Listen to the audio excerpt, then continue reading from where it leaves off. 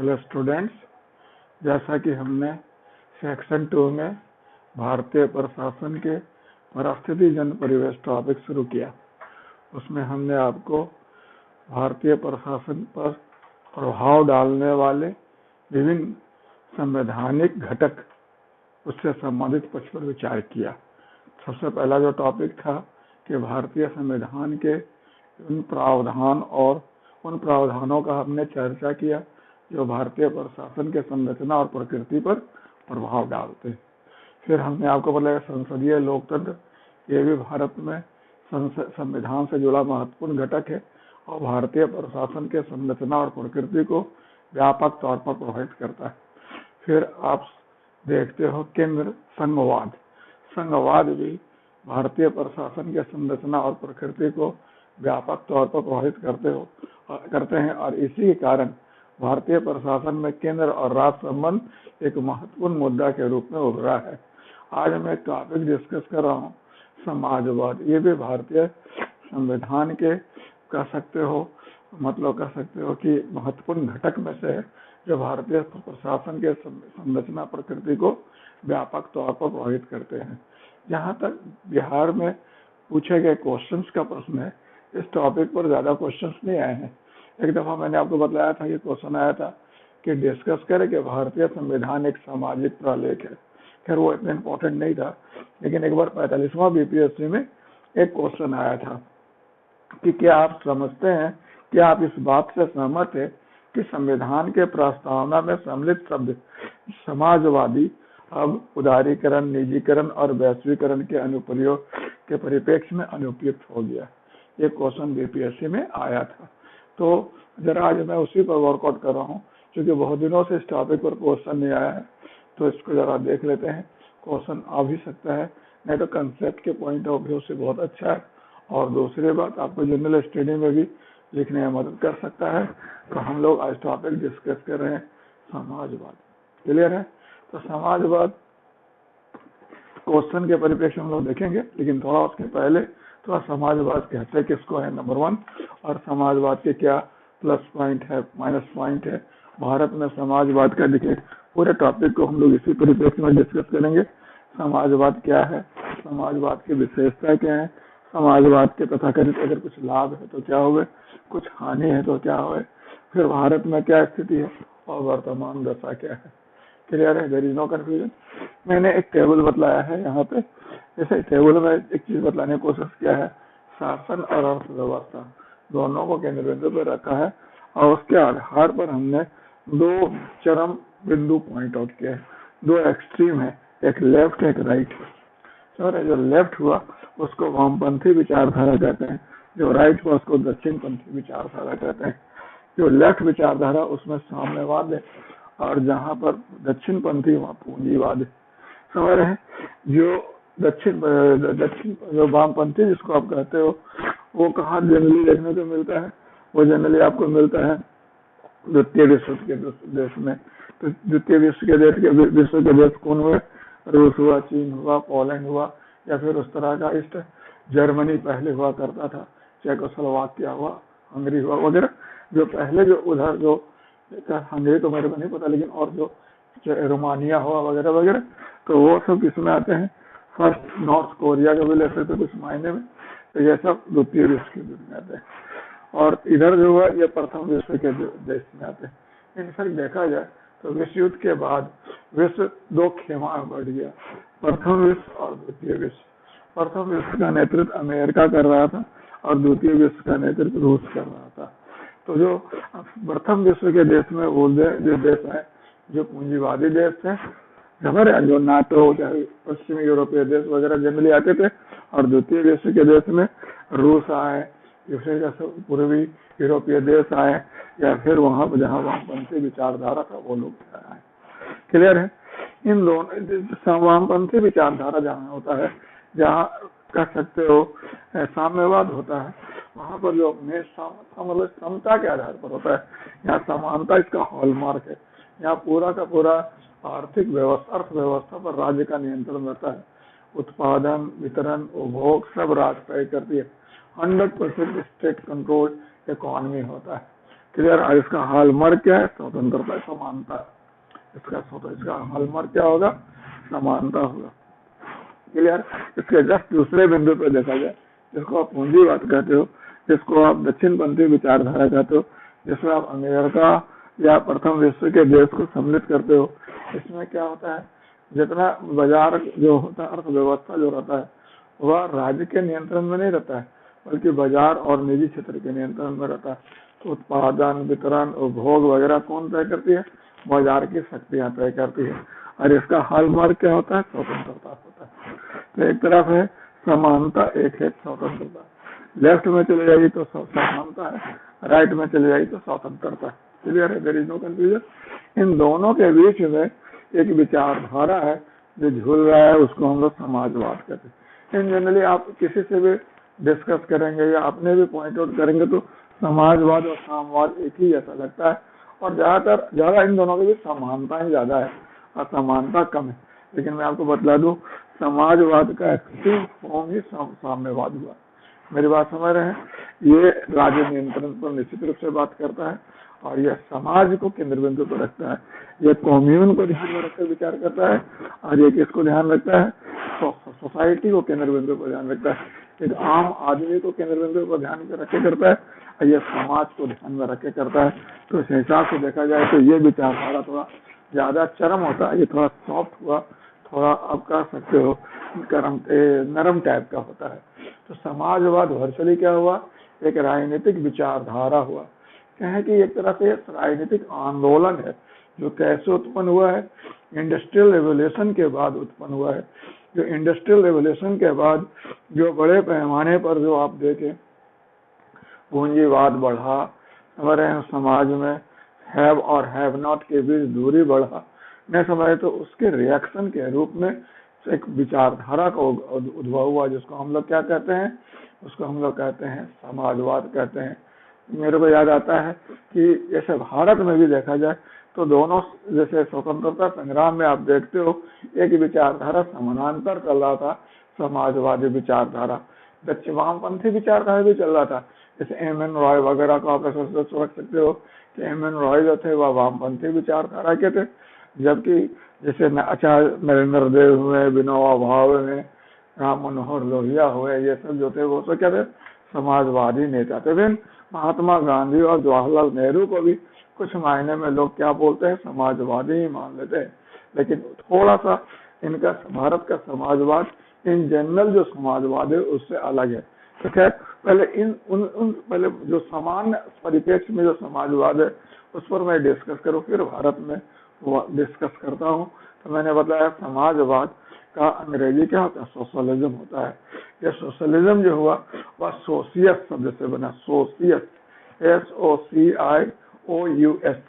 सोशियस का मतलब है समाज, यानी एक ऐसा विचारधारा जो समाज को केंद्र बिंदु पर रखकर व्याख्या करता है, जो व्यक्ति विशेष को या वर्ग विशेष को ध्यान में रखता नहीं है, बल्कि समाज को केंद्र बिंदु पर रखकर विचार करता है, जिसकी अपेक्षा है कि जो अर्थव्यवस्था में संपत्ति है, जो धन है, उस पर नियंत्रण किसके होना चाहिए?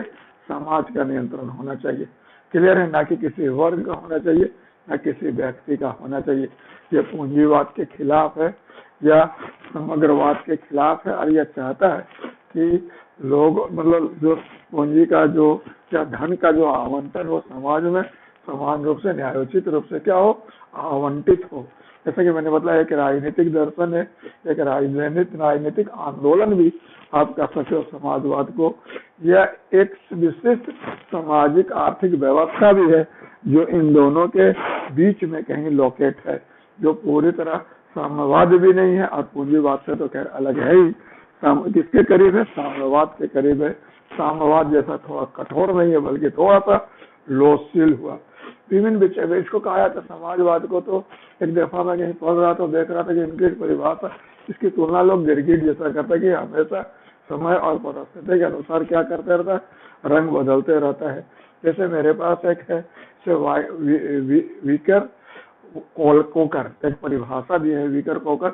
इनका वेकर कोकर का परिभाषा कहता है कि समाजवाद वह नीति अथवा सिद्धांत है, समाजवाद वह नीति अथवा सिद्धांत है जिसका उद्देश्य क्या है? जिसका उद्देश्य मतलब ये कह सकते हो एकल लोकतांत्रिक केंद्रीकृत सत्ता के अधीन, समझ रहे ना, वस्तुओं के संसाधन के आवंटन और वितरण के बजाय समझ रहे बेहतर आवंटन और वितरण पर बल देता है। यानी कि ये चाहता है कि जो समाज के संसाधन हो समझ रहे उसका सही तौर पर आवंटन हो और सही तौर पर वितरण हो, ना कि जो केंद्रीकृत मौजूदा व्यवस्था है कि केंद्रीकृत राजनीतिक लोकतांत्रिक व्यवस्था जो मौजूदा व्यवस्था के तहत जो आवंटन और उत्पादन और वितरण कर रही है, ये नहीं, बल्कि इससे बेटर आवंटन हो, उत्पादन हो, इस पर यह बल देता है। बर्नार्ड शॉ का भी कहना है कि समाजवाद का तात्पर्य क्या होता है कि जो समाज के संसाधन है उस पर प्रभावी नियंत्रण हो, और यह नियंत्रण समाज का खुद का समाज का नियंत्रण हो, ना कि किसी वर्ग का हो, ना किसी व्यक्ति का हो, और यह धीरे धीरे स्थापित हो। तो बड़ा इम्पोर्टेंट है कि जितने लोग हैं सब मतलब समाज को केंद्र बिंदु पर रखकर समाजवाद की व्याख्या करते हैं। एक ऐसी विचारधारा जो अपेक्षा करता है कि संसाधन का आवंटन और उत्पादन, जैसे उत्पादन वितरण वो किसको केंद्र बिंदु पर रखे हो, समाज के हित को केंद्र बिंदु पर रखे हो। जैसे समाजवाद, अगर आपसे कोई पूछो समाजवाद की परिभाषा क्या हुआ, तो मैं आपको बता दूं, अगर सही मायने में देखा है तो समाजवाद का कहीं कोई परिभाषा नहीं है। तो इवन भारत में भी जो भारतीय संविधान में समाजवादी शब्द जोड़ तो दिया गया, लेकिन समाजवाद को कहीं परिभाषित नहीं किया गया। हालांकि थोड़ा पहले मैंने बताया कि ये गिरगिट के भारतीय जो रंग अपना बदलते रहता है, लेकिन मोटा मोटी समझ लिए एक ऐसा विचारधारा जो समाज को केंद्र बिंदु पर रखकर व्याख्या करता है, एक ऐसा विचारधारा जो चाहता है कि समाज के संसाधन पर या देश के संसाधन पर समाज का नियंत्रण हो, और यह उम्मीद करता है कि समाज के हितों को केंद्र बिंदु पर रखकर देश के संसाधन का उत्पादन, वितरण और उपभोग। क्लियर हो गया? There is no confusion. तो समाजवाद की क्या क्या विशेषता है, कुछ विशेषता बता सकते हैं। यह व्यक्ति को बल नहीं देता है, बल्कि यह समाज को केंद्र बिंदु पर रखता है। दूसरा, ये पूंजीवाद के खिलाफ है। तीसरा, यह सहयोग पर आधारित है। किस पर आधारित है? ये सहयोग पर आधारित है। चौथा, यह आर्थिक समानता पर आधारित है। क्लियर है? ये आर्थिक समानता पर आधारित है। इसकी मान्यता है कि जो उत्पादन, वितरण इत्यादि हो उस पर किसका हो? राज्य का नियंत्रण हो। साथ में यह क्या है कि लोकतांत्रिक शासन पर भी भरोसा करता है। क्लियर है? यह मतलब दक्षता के अनुसार वेतन या मजदूरी के पक्ष में है। क्लियर है? तो ये सब कुछ कैरेक्टरिस्टिक्स है। किसका? यह कैरेक्टरिस्टिक्स है समाजवाद का। तो क्या क्या कैरेक्टरिस्टिक्स है? समाज को प्रधानता नंबर 1, पूंजीवाद के खिलाफ नंबर 2, तीसरा सहयोग पर आधारित, चौथा आर्थिक समानता पर आधारित, पांचवा राज्य के सहयोग और राज्य का उत्पादन और वितरण पर नियंत्रण पर आधारित विश्वास करने वाला है, और ये लोकतांत्रिक शासन पर विश्वास करता है। साथ में यह मतलब कह सकते हो दक्षता के अनुसार मजदूरी की अपेक्षा करता है। तो ये समाजवाद की व्यवस्था है। जैसा कि आप देखते हो कि इंडस्ट्रियल रेवोल्यूशन में क्या हुआ, इंडस्ट्रियल रेवोल्यूशन हुआ तो पूंजीवाद बढ़ा, बड़े बड़े उद्योग लगे, बड़े बड़े धंधे लगे, और क्या हुआ, एक तो बड़े बड़े विशाल इमारत का निर्माण हुआ, और उसी के बगल में समझ रहे ना झुग्गी झोपड़ी और कसते मलिन बस्तियों का बड़े पैमाने पर विस्तार हो गया। समझ, एक बार हमारे पूर्व जो मुख्यमंत्री बिहार के लालू प्रसाद यादव ने बड़ा सही कहा था कि ये बड़ा जानकर हैरानी होती है कि जिस चीज को हमें पैर में पहनना है उसको हम ऐसी शोरूम में रखते हैं, और जिसको खाना है उसको हम रोड पर ठेला में खुले में छोड़ देते हैं। बड़ा दिलचस्प है कि नहीं, कि लिबर्टी का जूता या वुडलैंड का जूता और बड़े बड़े कंपनियों का जूता देखते हो, बड़े बड़े शोरूम खुले हुए वहां पर मिलते हैं, जो आम व्यक्ति खाता पीता है और रोड पर ठेला पे ओपन तरीका से लगा कर बेच रहा है। क्लियर है? तो बड़ा हैरानी होता है कि वो जूता जो गरीब आदमी बनाता है वो उसके नसीब में नहीं होता है, बल्कि कोई दूसरे के नसीब में होता है। तो बड़ा इम्पोर्टेंट है कि ये उत्पादन के साधन में उपयुक्त हो रहे हैं, लेकिन उत्पादन में इनका कोई हिस्सेदारी नहीं है, लाभ नहीं मिल रहा है। और पूंजीवाद इस समाजवाद की उत्पत्ति इसी विषमता को केंद्र बिंदु पर रखकर हुआ। मेरी बात समझ रहे हैं? There is no confusion. तो आप देखते हो कि जो समाजवाद हुआ इसके क्या खासियत क्या है, तो यह वर्चुअली जैसा कि आप जानते हो लाभ में अगर देखा जाए तो यह शोषण के खिलाफ है। मतलब शोषण, इसका अगर समाजवाद पर मार्ग पर हम चलते हैं तो उम्मीद कर सकते हैं कि शोषण जो है, जो पूंजीवादी व्यवस्था के हाथों हो रहा वह समाप्त हो जाएगा। दूसरा ये भी आप उम्मीद कर सकते हो कि जो उत्पादन वितरण उपभोग हुआ उस पर सामाजिक नियंत्रण स्थापित होगा। तीसरा आप ये कह सकते हो कि जितने भी मतलब कह सकते हो मतलब लोगों के समृद्धि हुआ, विकास हुआ, उसमें सभी को समानता का अवसर मिलेगा। और इसके अलावा जो साम्राज्यवाद है, जो कह सकते हो साम्राज्यवाद पर ये क्या लगा प्रतिघात होगा, उसको बनने से रोकेगा। और समाज में कह सकते हो एक तरह से समानता होगा, समझ वर्ग रहित टाइप की व्यवस्था आपको देखने को मिल सकता है। नॉट एग्जैक्टली वर्ग रहित, लेकिन वर्ग रहित समाज होगा, जिससे बहुत ज्यादा डिफरेंस नहीं होगा जैसे आप हैव और हैव नॉट के बीच में। क्लियर है? जैसा पूंजीवादी व्यवस्था में आमतौर पर देखने को मिलता है। अब वही अगर इसका कुछ परिसीमाएं भी हैं कि अगर जैसे पूंजीवाद है उसके भी लाभ है तो हानि है, अगर साम्यवाद है उसके लाभ है तो कुछ हानि है, तो समाजवाद के भी कुछ लाभ है तो कुछ हानि है। तो हानि क्या है? मतलब ये कि पहला हानि तो ये कि राज्य के क्रियाकलापों को यह क्या करता है, बढ़ा देता है, घटा देता है? बिल्कुल बढ़ा देता है। राज्य के क्रियाकलाप इसमें क्या होते हैं, बहुत बढ़ जाते हैं।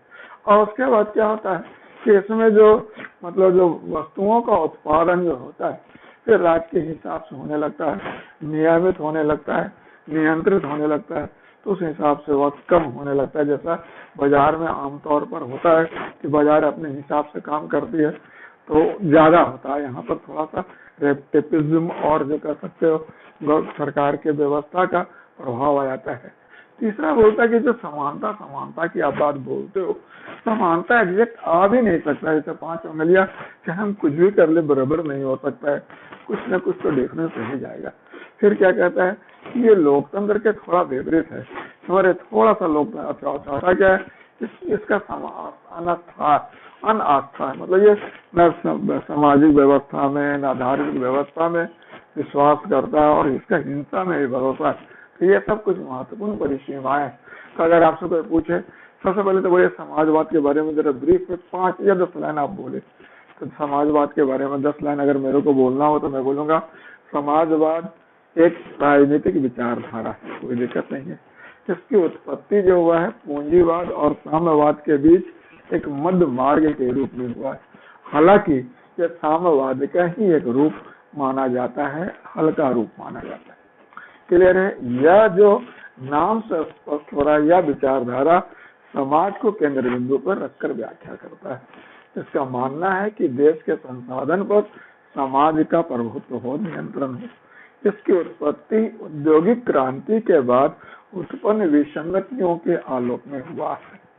समझ रहे हैं? इसका मानना है कि उत्पादन पे समझ रहे जितना लाभ पूंजीवादी वर्ग को हो उतना ही लाभ श्रमिक को भी मिले, ताकि उसके साथ न्याय हो। समझ रहे? यह चाहता है कि जो समाज में उत्पादन हो रहा है, वितरण हो रहा है, उपभोग हो रहा है, उस पर समाज का प्रभावी नियंत्रण हो। क्लियर है? यह जो है कह सकते हैं कि पूंजीवाद का विरोध करता है, यह साम्राज्य विस्तार का विरोध करता है, यह कह सकते हो सभी को समानता के अवसर की पक्ष में है। और यह कह सकते हो कि यह जो है आपका निरंकुशवाद हुआ, चाहे स्वेच्छाचारितावाद हुआ, चाहे शोषण हुआ, हो सके विरुद्ध एक महत्वपूर्ण अंकुश के समान है। लेकिन इसके कुछ महत्वपूर्ण परिसीमाएं भी है कि राज के क्रियाकलापों को बढ़ा देता है, फिर ये हिंसा जैसे चीजों में भरोसा रखता है, प्लस इसमें जो ये लोकतंत्र के मार्ग में कई दफा आ जाता है और कई दफा मतलब आप कह सकते हो कि लाल फीताशाही और सरकारी व्यवस्था के मतलब चक्रव्यूह में उलझ जाता है। जिस कारण क्या होता है, जैसे आप देखो बहुत इंटरेस्टिंग चीज हुआ कि जो सोवियत रूस में एक लंबे अरसे तक आप कह सकते हो साम्यवाद रहा, ठीक है, देयर इज नो कंफ्यूजन। और सोवियत रूस काफी डेवलप भी किया। लेकिन जब पिछले दिनों क्या तो काफी दिन हो गया, जब मिखाइल गोर्बाचोव वहाँ राष्ट्रपति बने तो उन्होंने ग्लासनोस्ट और पेरेस्ट्रोइका किया। ग्लासनोस्ट का मतलब होता है ओपननेस और पेरेस्ट्रोइका का मतलब होता है रिस्ट्रक्चरिंग। तो उन्होंने जब ग्लासनोस्ट और पेरेस्ट्रोइका किया, नतीजा क्या हुआ कि जो व्यवस्था वर्षों से बंद पड़ा था, अंदर अंदर केंद्रीकरण के कारण घून लग गया था, ओपननेस और रिस्ट्रक्चरिंग का हवा लगा, तुरंत भरभरा कर गिर गया और आप देखते हो कि सोवियत रूस का विघटन हो गया। ऐसा ही कुछ होता चाइना में भी, लेकिन चाइना इस स्थिति को भाप लिया और समय रहते वो उस पर नियंत्रण रख लिया। समझ रहे? So this is basic point, जो इसमें कुछ महत्वपूर्ण परिसीमा तो है। ठीक है, देयर इज नो कन्फ्यूजन। अब यार हम लोग देख लेते हैं कि भारत में क्या वस्तु स्थिति है, भारत का क्या हिसाब रहा। मैं आपको बतला दूं कि भारत जो है स्वतंत्रता प्राप्ति के पहले से ही समाजवाद से प्रभावित था। कैसे बतलाओ? तो भारत स्वतंत्रता प्राप्ति के पहले समाजवाद से कैसे प्रभावित हुआ? जब विश्व आर्थिक मंदी हुआ और विश्व आर्थिक मंदी में जब बड़े बड़े विशाल पूंजीवादी देश एक एक करके घेराशायी होने लगे, उसी समय देखा गया राज नियंत्रित अर्थव्यवस्था वाले देशों का बड़ी तेजी से विस्तार हुआ। तो भारत स्वतंत्रता प्राप्ति के पहले ही से ही समाजवाद से प्रभावित हो गया था और समाजवाद अपनाने के लिए मन बना चुका था। क्लियर है? जब देश भारत आजाद हुआ, क्लियर है, और उसी के आलोक में सामाजिक आर्थिक नियोजन अपनाने के भी मतलब निश्चय हो गया था। जैसा कि आप जानते हो 1946 में केसी नियोगी की अध्यक्षता में नियोजन सलाहकार परिषद भी समिति भी बना था, जो स्वतंत्रता प्राप्ति के बाद नियोजन आयोग बना। क्लियर है? तो भारत स्वतंत्रता प्राप्ति के पहले ही से ही समाजवाद के प्रति झुका हुआ था। क्लियर है? और स्वतंत्रता प्राप्ति के बाद जैसा कि लोक कल्याणकारी राज्य की अवधारणा अपनाया गया, समझ रहे, भारत ने अपना संविधान बनाए और उसके हिसाब से जो शासन किया, तो भारत में शुरू में तो समाजवाद का कोई भी शब्द नहीं जोड़ा गया, लेकिन 42वां संविधान संशोधन से संविधान के प्रस्तावना में समाजवाद को शब्द को जोड़ दिया गया। लेकिन मैं आपको बतला दूं, इस दिशा में भारत में स्वतंत्रता प्राप्ति के पहले से ही प्रयास शुरू हो गए थे। कैसे आप कह सकते हो? जैसे मैं बतला दूं, स्वतंत्रता प्राप्ति के बाद भारत लोक कल्याणकारी राज्य का अवधारणा अपनाया, जिसे भारतीय संविधान का एक मूलभूत संरचना कह सकते हो, हमारे मूलभूत विशेषता कह सकते हो कि लोक कल्याणकारी राज्य अवधारणा अपनाया। फिर भारत का संविधान का अगर आप प्रस्तावना देखो, उस प्रस्तावना में 42वां संविधान संशोधन के पहले भी जो शब्दों का, जो संकल्पों का उल्लेख है, वह समाजवाद के दिशा में ही था। समझ रहे? जैसे आप देखते हो कि समझ रहे, स्वतंत्रता, सदाचार, ये क्या कहते हैं, सहिष्णुता जैसे शब्दों को, मतलब भाईचारा वगैरह शब्दों को जोड़ा गया था। फिर समाज लोकतांत्रिक गणराज्य की संकल्पना की गई थी, संप्रभुता जनता को दी गई थी। ये जितनी व्यवस्था थी वह देश में एक लोकतांत्रिक शासन, एक मतलब कल्याणकारी शासन की संकल्पना थी। समझ रहे हैं? There is no confusion. संविधान का उद्देश्य क्या हुआ? प्रस्तावना में उद्देश्य क्या था? समता था, स्वतंत्रता था, न्याय था, फिर भाईचारा था। ये किस चीज को बल देते हैं? ये चारों जो बल घटक में बल देते हैं लोक कल्याणकारी राज्य के या समाजवादी संरचना के प्रति आस्था के। क्लियर? इसके अलावा भारतीय संविधान में मौलिक अधिकार अपनाया गया। फिर भारतीय संविधान में राज्य के नीति निषेध तत्व जोड़े गए। फिर समाज के कमजोर वर्गों के लिए अलग से विशेष प्रावधान कर दिए गए, 330 में, 332 में, 335 में, 341 में, 342 में। ठीक है? आपको पता है स्वतंत्रता प्राप्ति के बाद भारत मिश्रित अर्थव्यवस्था अपनाए। तो मिश्रित अर्थव्यवस्था का मतलब क्या होता है? जिसमें लोग सार्वजनिक क्षेत्र और निजी क्षेत्र दोनों का सह-अस्तित्व हो। क्लियर है? भारत जानबूझकर ये समाजवाद को परिभाषित नहीं करना चाहता था, क्योंकि भारत किसी विचारधारा विशेष से बंधना नहीं चाहता था। इसलिए वह समाजवाद के प्रति अपनी प्रतिबद्धता को पूरी तरह ओपन रखा, लेकिन काम उसी दिशा में किया। मेरी बात समझ रहे? काम उसी दिशा में हुआ, लेकिन उसने कहीं परिभाषित उसे नहीं किया।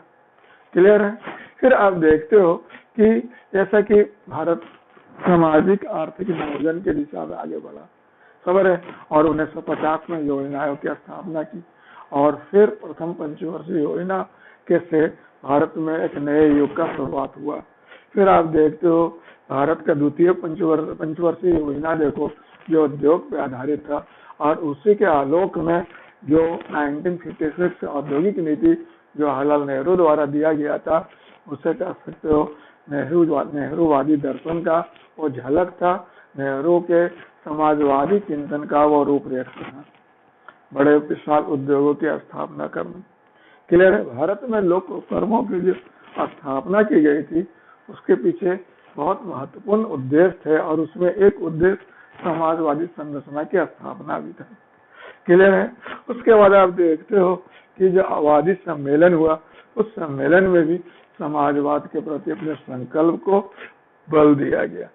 भारत में जमींदारी व्यवस्था को समाप्त किया गया, हमारे भूमि सुधार लागू किया गया, और आप देखते हो बैंकों का राष्ट्रीयकरण किया गया। ये सब के सब किस दिशा में थे? समाजवाद को प्राप्ति के दिशा में। क्लियर है। There is no confusion. फिर आप क्या देखते हो कि फिर हम 80 के दशक के बहुत सारे डेवलपमेंट और वेलफेयर प्रोग्राम चलाए, टारगेटेड, जो समाज के कमजोर वर्ग और दुर्बल वर्गों के हितों को ध्यान में रखते हुए 42वां संविधान संशोधन से हम लोगों ने समाजवाद के प्रति अपनी प्रतिबद्धता को और मजबूत कर दिया, जब संविधान के प्रस्तावना में समाजवादी शब्द और पंथ निरपेक्ष शब्द को जोड़ दिया। आपको पता है कि एक लंबे अरसे तक भारत में जो नीति निर्धारण हुआ है, निर्धनता निवारण, गरीबी हटाओ को केंद्र बिंदु पर रखकर किया गया है। 20 सूत्री कार्यक्रम उसी को ध्यान में रखकर बनाए गए थे। 73वां संविधान संशोधन उसी के आलोक में किया गया था, जैसा कि हमारे तत्कालीन प्रधानमंत्री राजीव गांधी ने कहा था कि जो 1 रुपया के दिल्ली से निकलता है तो जनता तक मात्र 15 पैसा पहुंचता है, बीच में ही साइफन ऑफ हो जाता है। क्लियर है। तो राजीव गांधी के शासन के समय 21वीं सदी दस्तक देना आरंभ कर दिया था। उन्होंने एक नारा भी दिया था, मार्च टुवर्ड्स 21st सेंचुरी। वे इस बात को विशेष कर रहे थे, एक बहुत बड़ा परिवर्तन दस्तक दे रहा, और वह परिवर्तन क्या था? LPG था, जिसको लिबरलाइजेशन, प्राइवेटाइजेशन एंड ग्लोबलाइजेशन कहते हैं। उदारीकरण, वैश्वीकरण, निजीकरण, ये विश्वव्यापी सुधार आंदोलन था, जिसने अर्थव्यवस्था में न केवल अर्थव्यवस्था को प्रभावित किया, बल्कि अर्थव्यवस्था के साथ साथ सामाजिक राजनीतिक व्यवस्था को भी व्यापक तौर पर प्रभावित किया।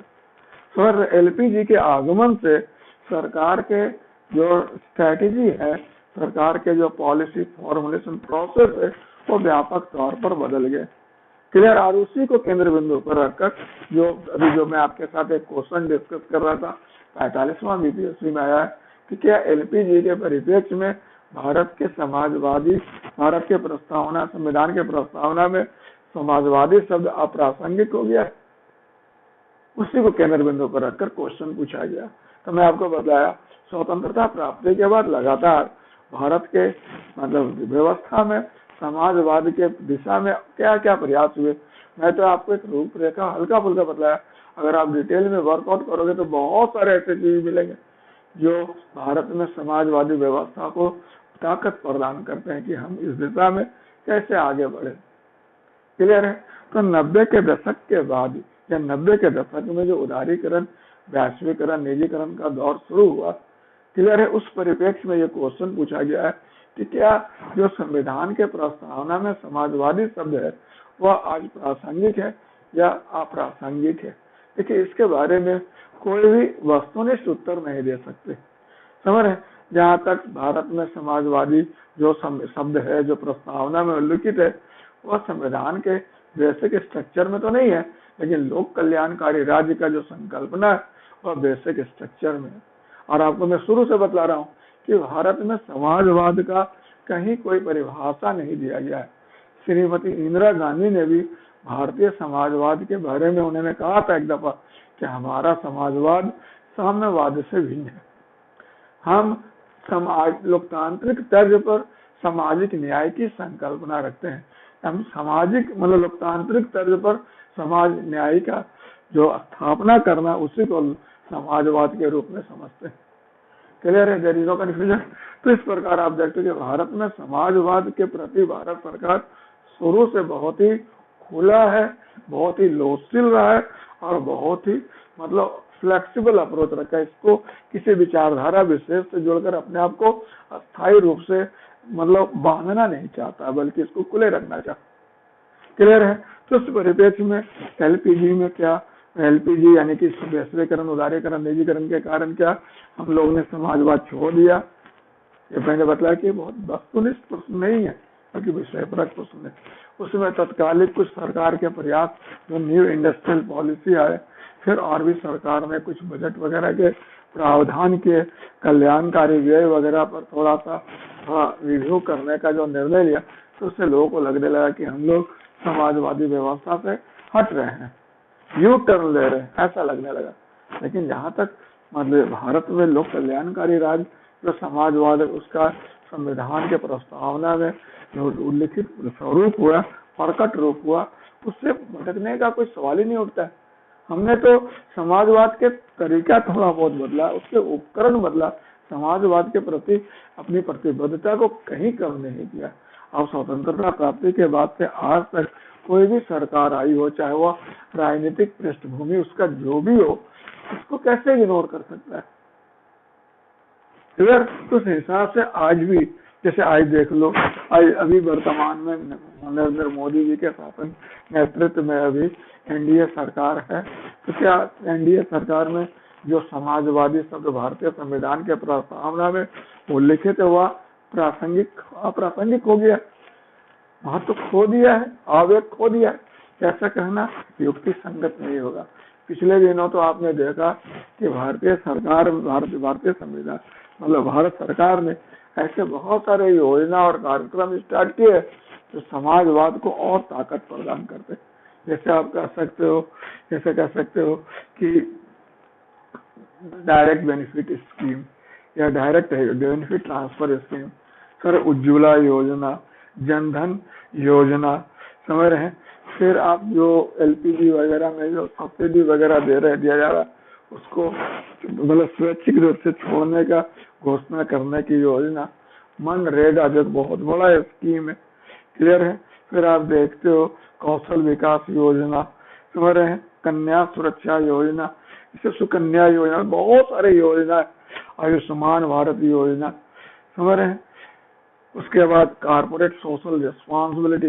इस प्रकार आज वर्तमान में इतने कार्यक्रम और सरकार प्रयास, बेटी बचाओ बेटी पढ़ाओ अभियान, इस तरह बहुत सारे ऐसे कार्यक्रम चल रहे हैं, समझ रहे हैं, कि समाजवाद को प्रत्यक्ष रूप से प्रभावित कर रहे हैं, सामाजिक हित को प्रत्यक्ष रूप से केंद्र बिंदु पर रख रहे हैं, समाज के ताना बाना को ही और प्रभावी बनाने के लिए और प्रखर बनाने के लिए इस दिशा में काम हो रहे।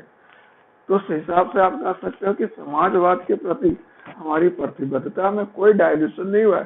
समाजवाद पहले भी उसी रूप में था, आज भी उसी रूप में है, हाँ, लेकिन उपकरण जरूर बदला है। पहले जो समाजवाद के तौर तरीके थे 1950 में, 2020 में एक रूप में कैसे हो सकते हैं?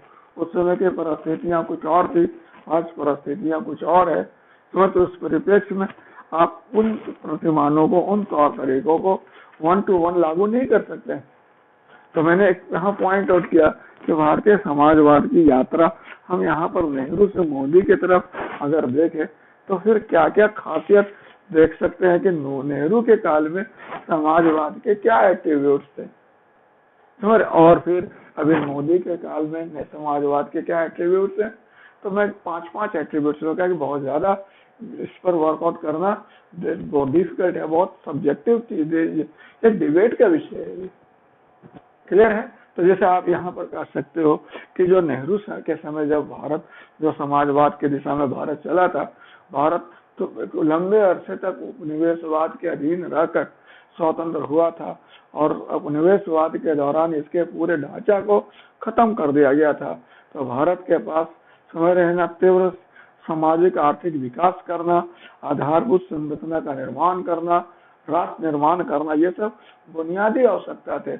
और उसी को केंद्र बिंदु पर रखकर भारत मतलब समाजवाद के दिशा में आगे बढ़ा। तो जैसा कि स्वतंत्रता प्राप्ति के बाद जैसा कि नेहरूवादी व्यवस्था के तहत देखा जाए तो लोक कल्याणकारी राज अवधारणा अपनाया गया, सामाजिक आर्थिक नियोजन अपनाया गया, योजना आयोग की स्थापना की गई, फिर सामुदायिक विकास कार्यक्रम जो 1952 में शुरू किया गया था, भारी उद्योग पर बल दिया गया, टॉप डाउन अप्रोच में विकास का अप्रोच टॉप डाउन रहा, समझा गया कि विकास ऊपर से नीचे की ओर जाएगा, समझ रहे, ट्रिकल डाउन इफेक्ट के द्वारा, समझ रहे, एग्रीकल्चरल डेवलपमेंट, इंडस्ट्रियल डेवलपमेंट इत्यादि पर बहुत ज्यादा बल दिया गया, वेलफेयर ट्रस्ट कल्याणकारी योजनाओं पर बहुत ज्यादा बल दिया गया, समझ रहे, खाद्य उत्पादन बढ़ाने, समझ रहे, आत्मनिर्भर बनाने, ये सब के दिशा में काम हुआ। और उस दौरान राष्ट्रीयकरण, नियमीकरण, ये सब पर ज्यादा थ्रस्ट किया गया। क्लियर। उस दौरान भारत थोड़ा झुका हुआ किधर था, रूस के तरफ थोड़ा उसका झुकाव बढ़ा हुआ था। तो आप देखते हो कि 1950 में जो, या नेहरू जी के शासनकाल में, जो नेहरू के काल में जो समाजवाद का स्वरूप था वह कैसा था, वह स्वरूप जो था वह वेलफेयर ओरिएंटेड था, नंबर 1। नंबर कह सकते हो वह प्रोडक्शन सेंटर्ड था, नंबर 2। इसमें माना जाता था कि पूरे देश के विकास के लिए एक योजना काफी है। इसमें यह माना जाता था कि भारी उद्योग और फिर विकास ऊपर से नीचे के तरफ थ्रस्ट पे जा रहा है।